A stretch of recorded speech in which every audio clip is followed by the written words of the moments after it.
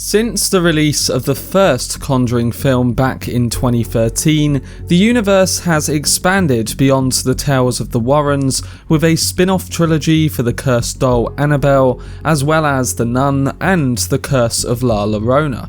The Conjuring Universe is back to scare us again with its latest entry, The Conjuring The Devil Made Me Do It, with demonologist duo Ed and Lorraine Warren investigating the real-life trial of Arnie Johnson, who killed his landlord and claimed demonic possession. But how does the film fit into the Conjuring Universe timeline, and how does it rank amongst all the films in the series? In this video, I'm going to be explaining the entire timeline of the Conjuring universe and ranking the films at the end, giving you my perspective on which ones are the best. This breakdown will also contain spoilers, so if you do happen to be someone who isn't up to date on any of the Conjuring movies, then I would recommend watching this video after you've caught up.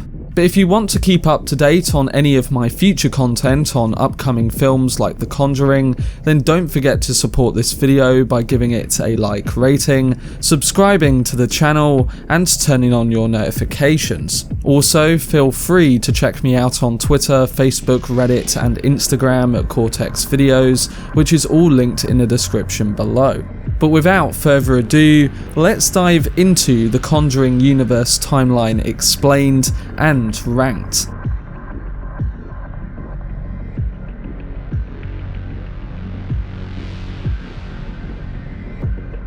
Beginning with The Nun, this gives us the first point in the Conjuring Universe timeline, taking place in Romania in 1952. James Wan and the film's director Corin Hardy designed the film to be an origin of evil type of story, which explores the genesis of The Conjuring 2's ultimate evil, Valak. When a nun commits suicide at the Abbey of St. Carter, people begin to suspect that dark powers of Valak are involved. The film even powerfully opens on a sizzle reel of Valak's damage, complete with Lorraine Warren's foreboding voiceover taken from The Conjuring 2. The nun digs into the individual who is responsible for summoning not only Valak into the world, but demons in general, depicting the birth of the first evil that initiates all of the series' supernatural trouble in the first place. There's a flashback that goes all the way back to the Dark Ages, as the Duke of St. Carter's ritual to summon Valak gets shown in detail. The nun also briefly jumps back in time to 1945 to show Father Burke's first experience with demonic possession. Whether the force that takes control of Daniel is Valak or some other evil, Valak still uses Daniel's spirit as a means to torture Burke throughout the film. After it looks like Sister Irene and company have defeated Valak, the nun not only shows that they were unsuccessful, but the film then jumps to 1977 during the Warrens' 3 stages of possession lecture from The Conjuring 2. The couple's possession footage gets framed in a new light as the twisted fate of the nun's Maurice is revealed. It also shows that the Warrens initially encounter Valak much earlier than they realise, and with James Wan hinting that this could be explored more in a Nun sequel, we'll have to wait and see how that could connect more dots.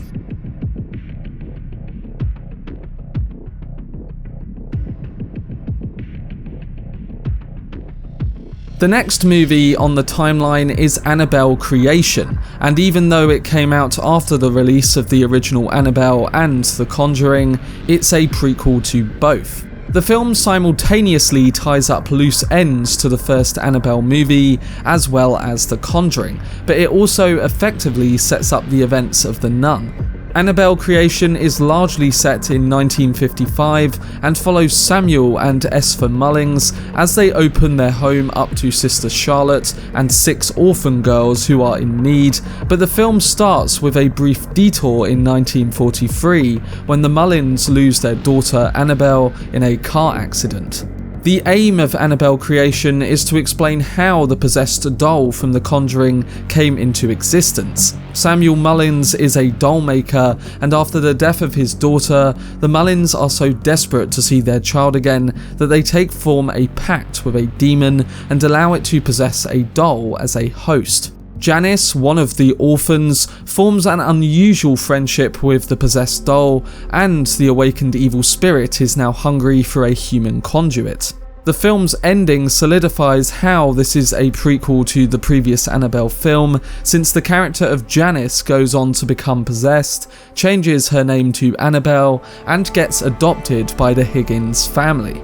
The film then jumps 12 years into the future to the Annabelle prologue that's set in 1967. The satanic cult killings that kick off that film are shown and now have a greater context, as well as the Form family, who are the protagonists of the next movie.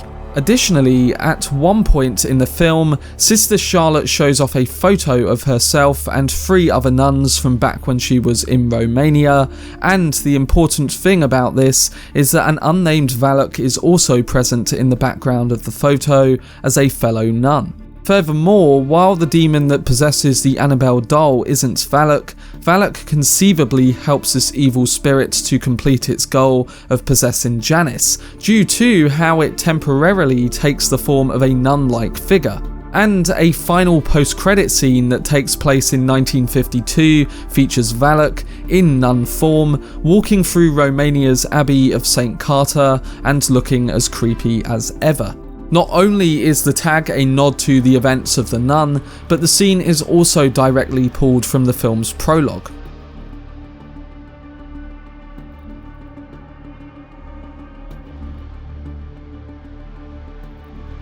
Then came the first Annabelle film, set in 1967.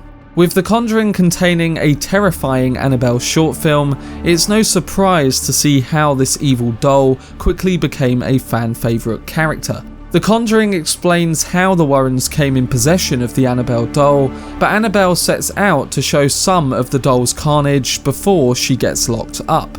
Annabelle is set a mere 4 years before The Conjuring, and it follows Mia and John Form, 2 new parents who unfortunately come in contact with the doll, who's eager for a human host. It's worth pointing out that Annabelle begins with the death of Annabelle Higgins, or Janice from Annabelle Creation. It's her death in the proximity of the Form's doll that sets in motion the disturbing series of events that destroys their lives. The desperate parents turn to the church and the idea of an exorcism, which is their last resort. This is ultimately what gets Annabelle in the orbit of the Warrens, and Father Perez even makes a sly reference to the Warrens as one of his solutions to the Annabelle problem, even though he can't reach them in time. Annabelle ultimately concludes with a scene that's set 6 months after the events of the film and clearly leads into the incident seen in The Conjuring's prologue. Both Rick and Debbie from The Conjuring make a brief appearance, as Debbie's mum buys the doll from an antique shop, and of course, the rest is history.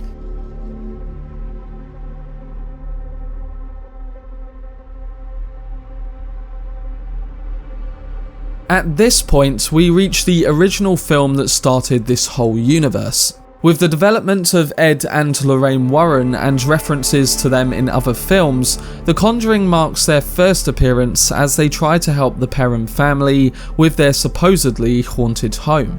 Set in 1971, The Conjuring tells a great haunted house story that checks off most of the expected boxes and culminates in a terrifying exorcism sequence. James Wan and his team were trying to make a good horror film with the first Conjuring and not launch a layered horror universe, so it doesn't try to set up a handful of other properties. The film doesn't even feature Valak, but instead creates an isolated evil spirit known as Bathsheba. The Conjuring benefits from not trying to overextend itself, and the Warrens' creepy collection of haunted antiques leaves plenty of inspiration to be gathered for sequels. And as we all would mention plenty of times, it sets up Annabelle as one of the main demonic antagonists of the series.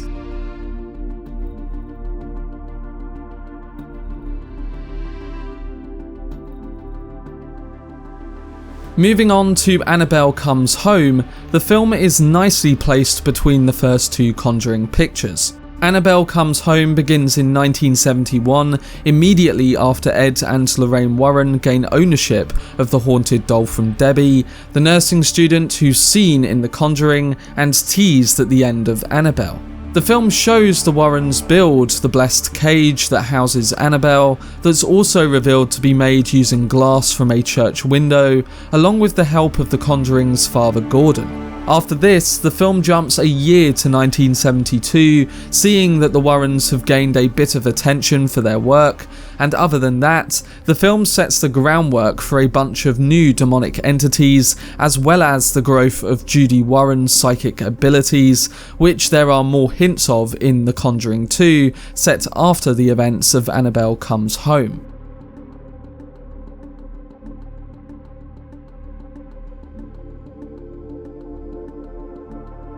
But before we get to The Conjuring 2, Michael Chave's The Curse of La Llorona is currently the film with the most tangible connection to the larger Conjuring universe, fleshing out some important details about the characters from these films. The most significant connection is that Father Perez, the pastor with a wavering sense of faith, reprises his role from Annabelle. Perez uses his chilling experience with the possessed doll to properly prepare Ana Tate Garcia for the spirit that's attached herself to Anna's family. The Curse of La Llorona takes place during 1973 in Los Angeles, although there is a brief prologue set in 1673 that explores La Llorona's origins. Furthermore, if the date didn't already make it clear, Father Perez explicitly refers back to his encounter with the infamous doll in Annabelle. Not only that, but Father Perez basically implies that he'd also like to get the Warrens to handle the Garcia family's case, but it's only because they don't have the luxury of time that he instead suggests Rafael Olvera. The fact that this is set in 1973 also means that chronologically it would take place before The Conjuring 2 in 1977, but after the events of all of the other films. It remains unclear where all of this may be heading, but with Father Perez experiencing more encounters with the paranormal, perhaps this will all culminate in a demonic showdown where the Warrens, Olvera, and Father Perez all team up to take down the forces of evil in future Conjuring entries.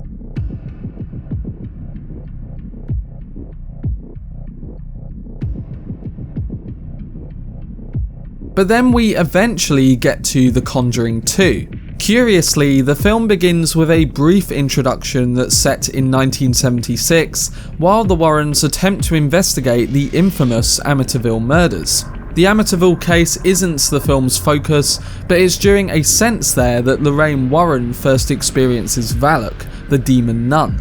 After this warning, the film jumps forward to 1977 when the Hodgson family from Enfield, London requests the Warrens' expertise. The Hodgson family find themselves under the attack of the ghost of Bill Wilkins, the residence's former tenant. However, it's eventually revealed that Valak is actually the real threat here, and he's manipulated Bill Wilkins' ghost to do his bidding. A lot of The Conjuring 2 pits Lorraine against Valak as her biggest challenge yet, and the demon can even block Lorraine's psychic powers. Lorraine tries to keep Janet Hodgson safe from Valak's clutches, but the demon also chooses to manifest himself through the youngest Hodgson kid's Zoetope toy. Ed helps protect Billy from the Crooked Man, and the film ends with the Zoetope toy being added to the Warrens' haunted antique collection, right next to the Annabelle doll and April's music box from the first Conjuring. The Conjuring 2 sees Lorraine effectively send Valak back to hell and ends the threat that started in the Abbey of St. Carter all the way back in The Nun.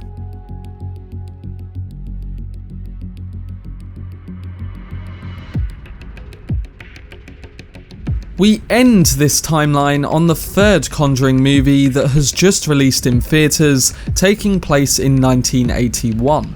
The Conjuring The Devil Made Me Do It puts Ed and Lorraine Warren front and centre in another real-life case taken from their files. This one is perhaps unusual since it involves an actual real-life murder, along with centering around the story of Arnie Johnson, a young man who stabbed to death his girlfriend's employer and landlord, claiming he was possessed at the time. The Warrens had been called in before the incident to help the Glatzel family, who believed 11-year-old David Glatzel was possessed after displaying increasingly strange behaviour. A number of exorcisms took place at which Arnie was present. Arnie invited one of David's demons onto himself. After this event, he began to display strange behaviour similar to David's, and sometime later committed the real-life murder. The real events of Johnson's case are the bookends around The Devil Made Me Do It, while the majority of the movie sees Ed and Lorraine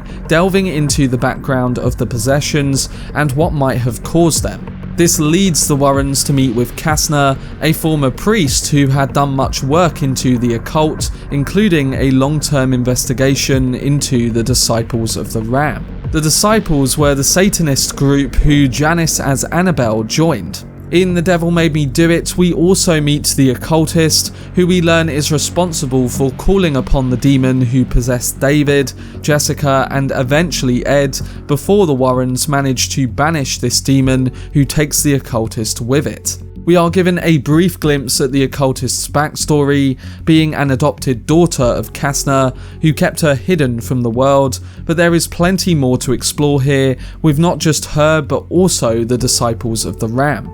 Meanwhile, Jessica's backstory is getting the comic book treatment, as DC Comics has launched DC Horror Presents with The Conjuring The Lover, which will delve further into the lives of the two girls before the events of The Devil Made Me Do It. With an unscheduled Crooked Man spin-off in the works too, and all sorts of other possibilities available, this timeline is only going to become more overlapping and complex as more entries release. When it comes to ranking the films in the Conjuring universe, I must say there are examples that stick out the most, while other films have highlights that help flesh out the universe. But right now, my ranking would be as follows. At number 8, Annabelle. At number 7, The Nun. At number 6, The Curse of La Llorona. At number 5, The Conjuring The Devil Made Me Do It. At number 4, Annabelle Comes Home. At number 3, Annabelle Creation. At number 2, The Conjuring 2. And at number 1, the original Conjuring. Honestly, the first two Conjuring films were hard to rank at the top 2 spots, but I think the original just edges it because of its restricted singular horror elements that really just helps to add to the story and the characters. But after more watches of The Devil Made Me Do It, I'll have to see if it goes up my list and challenges some of the higher films on it. But that was my video explaining the timeline for the Conjuring universe and ranking all of the films that have released so far. It will be interesting to see where all of these films rank in a few years' time, alongside how further entries in the series fit into the timeline that has been established so far. Maybe we'll see more of the famous characters like Annabelle and the Nun, and maybe we will even get more horror antagonists added to the list. But let me know what you think in the comment section down below, along with giving your personal ranking of all the films in the Conjuring universe so far.